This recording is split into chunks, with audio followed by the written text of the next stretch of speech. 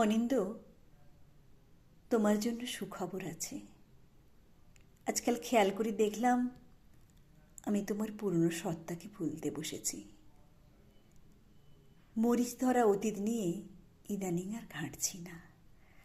মলাট বাঁধানো আতপোড়া ফেলে রাখা বইয়ের যেমন ধুলো পড়ে, মনে করো আমাদের সম্পর্কেও ধুলোর স্তূপ জমেছে। যে ধুলোয় বেখেয়ালে পা দিলেও চোখের পাতা ইদানিং ভিজছে না। কি অদ্ভুত! তুমি কিভাবে কথা বলতে, কিভাবে তাকাতে, কিংবা কি অজুহাতে আমার মন ভালো করতে ভর দুপুরে আজকাল খুব ইচ্ছে চাইলেও আমি মনে করতে পারছি না। অনিন্দ, আমি ভুলতে বসেছি আমাদের দুজনের দেওয়া প্রিয় ডাকনাম। বয়স যে বাড়েনি তা বলবো না, তবে আমার সকল ভাবলেশীনতার দায় কেবল আমার বয়স দিয়ে ঢাকতে চাই না। অনিন্দ, মানুষ কত অনায়াসে সব ছাড়তে পারে বলো? পুরনো ঠিকানা, অস্তিত্ব, অসহায়তা, সব। তবে শুরুর দিকে বেশ ভুগেছি। আমার বারাসতের দোতলার ঘরটার কথা মনে আছে অনিন্দ? কত বড় উঠোন ছিল। সন্ধেবেলায় মাথার উপরে ছাদ ফেড়ে পূর্ণিমার চাঁদ নামত। এত সুন্দর সেই আলো।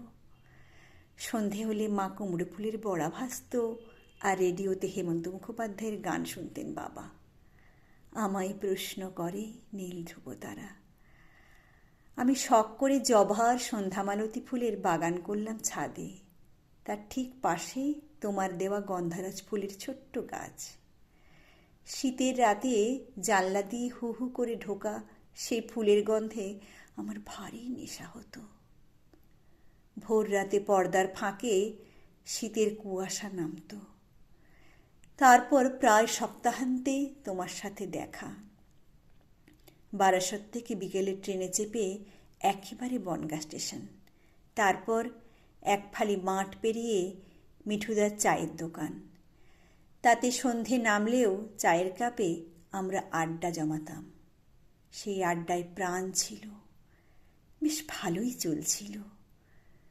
তবে অনিন্দ, আমাদের জীবনের সুখে থাকার দিনগুলো বেশ চট করেই ফুরিয়ে যায় বলো। তারপর প্রায় মাস তিনেক তোমার কোনো খবর পাইনি। তোমায় যত চিঠি লিখেছিলাম একের পর এক সব ফেরত এলো। অনিন্দ, যারা নিজের ইচ্ছেতে ঠিকানা বদলে দিতে চায় তাদের আর খুঁজতে নেই। আমিও সেই থেকে তোমায় আর খুঁজিনি। তুমি হারাতে চাইলে আমি পিছু টান রাখিনি। এখনো মনে পড়ে আমার সেই দোতলার বাড়িটা থেকে আমি বেরোইনি বেশ বহু মাস।